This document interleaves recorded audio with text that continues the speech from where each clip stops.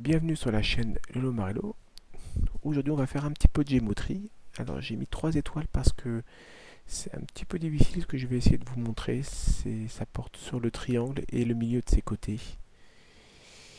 Et on va faire une petite démonstration. Alors c'est parti. Qu'est-ce qu'on va vouloir démontrer?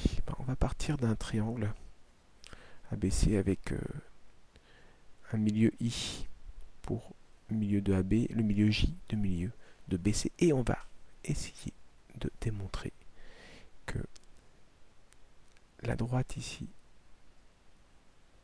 IJ qui passe par le milieu des côtés de ce triangle est parallèle à AC. Oh. Comment on va faire ça? Eh bien, on va essayer de voir comment on va démontrer ça. Alors pour ça, on va commencer par tracer la hauteur BH du triangle ABC issu du sommet B. Et vous voyez que cette hauteur, elle partage le triangle en deux triangles rectangles, puisque c'est une hauteur. Donc elle partage ce triangle commun en un triangle ABH et en un triangle BHC. Alors si on s'intéresse au triangle ABH, ça va être intéressant puisque ABH, on va donc partir de là et puis on va se dire ABH c'est un triangle rectangle. ABH. Alors pour aller vite, je vais mettre triangle rectangle. Voilà, c'est un triangle rectangle. Alors triangle rectangle, qu'est-ce qu'on peut dire sur le triangle rectangle? Vous savez, on l'a appris, que dans un triangle rectangle, il y a un truc qui est très intéressant, c'est que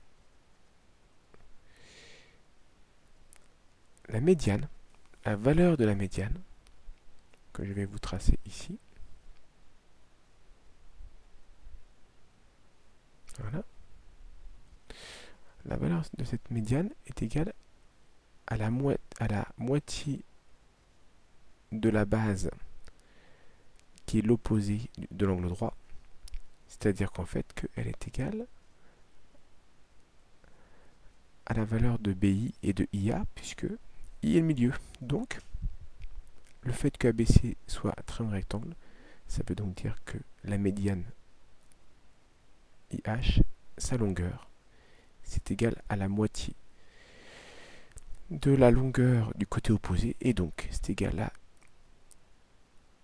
IB, et c'est égal à IA, puisque je vous rappelle que I est le milieu de AB. Et donc ça c'est intéressant parce que IB égale IH, alors ça c'est intéressant parce que ça m'intéresse beaucoup ça. Parce que IH et IB, ça veut donc dire que HIB, cette fois, ça me donne que c'est un triangle isocèle. En I. Hein, d'accord? Puisque IB égale. Et dans un triangle isocèle, il y a une autre propriété. Hein, c'est que cette fois, le triangle isocèle, il a un truc très intéressant. Voilà, je vais le tracer en pointillé. Hop. C'est que je vais tracer sa hauteur. Voilà. Et puis on va mettre le point ici, K. Voilà. Qu'est-ce qui se passe? Et voilà. C'est que dans un triangle isocèle, la hauteur est égale à la médiane, est égale à la médiatrice. Donc, ça veut donc dire que IK, que je viens de tracer là, c'est en même temps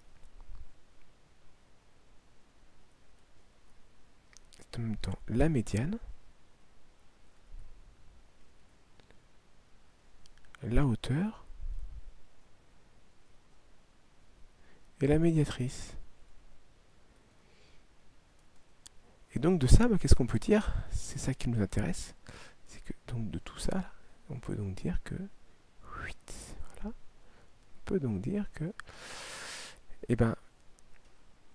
IK, on peut donc dire que il est perpendiculaire. La droite IK est perpendiculaire à BH. D'accord? Et en même temps que K, c'est le milieu de BH.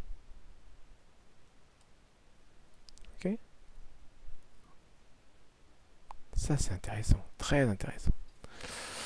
Maintenant, si on s'intéresse au triangle BHC, eh ben, pareillement, c'est un triangle rectangle. Hein, donc, de même que ABH des rectangles, ben, BHC, c'est un triangle rectangle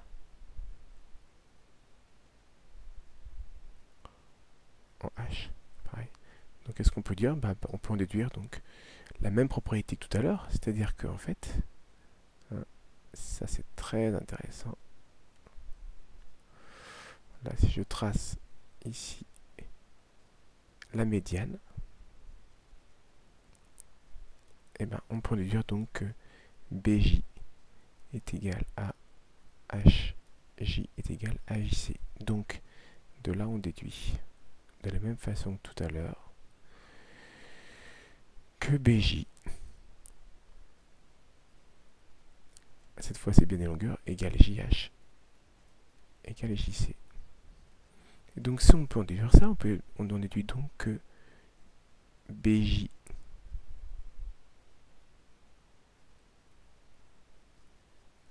BJH est un triangle isocèle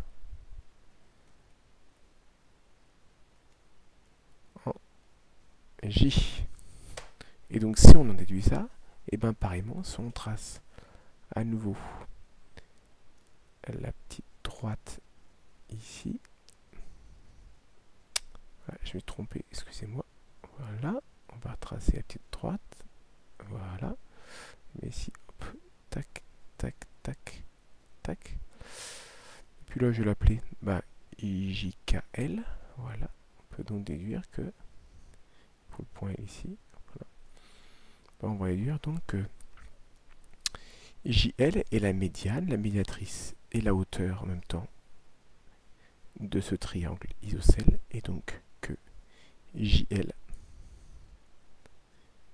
ça on peut en déduire que JL, en fait, la droite est perpendiculaire à BH, et qu'en même temps, L est le milieu de BH, du segment BH. Ok? Alors si on reprend, ça c'est très intéressant, parce que si on reprend l'autre triangle, qu'est-ce qu'on voit? On voit qu'en fait, L est le milieu de BH, et K est le milieu de BH. Donc en fait, d'une part, hein, K et L, ce sont les mêmes points. D'accord? Et donc, qu'est-ce qu'on peut en déduire? Bon, on peut en déduire de ça et de ça. On déduit quoi? On déduit donc que IK, on reprend, est perpendiculaire à BH, et que donc JK, puisqu'on peut remplacer L par K, puisqu'on a dit que c'était le même point, ben alors, allez, c'est parti, JK, perpendiculaire à BH. Ah, mais ça c'est très intéressant, parce que ça veut donc dire quoi? Si deux droites sont perpendiculaires à une même droite, alors ça veut dire qu'elles sont parallèles, donc on peut donc déduire que IK est parallèle à JK, mais comme on a un point commun aux deux droites, ben on peut donc dire que...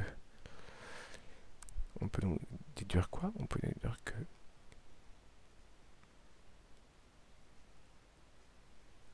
I, J, K sont alignés.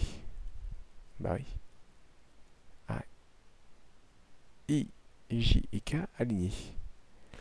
Ah, et puis c'est intéressant ça, parce que si I, J, K sont alignés, je vous ai rappelé que on peut donc dire que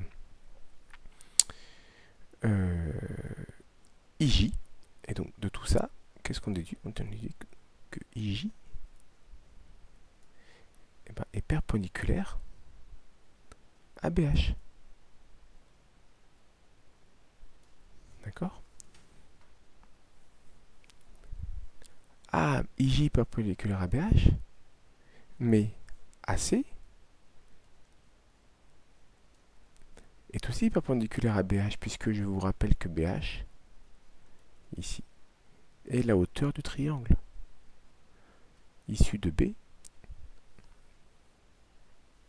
Et donc, je vous rappelle que deux droites qui sont perpendiculaires à la même droite sont parallèles. Donc IJ est perpendiculaire à BH, AC est perpendiculaire à BH, donc IJ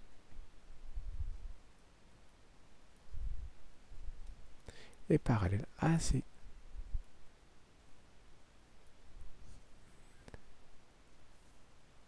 Et bien voilà. Si dans un triangle, si la droite qui passe par le milieu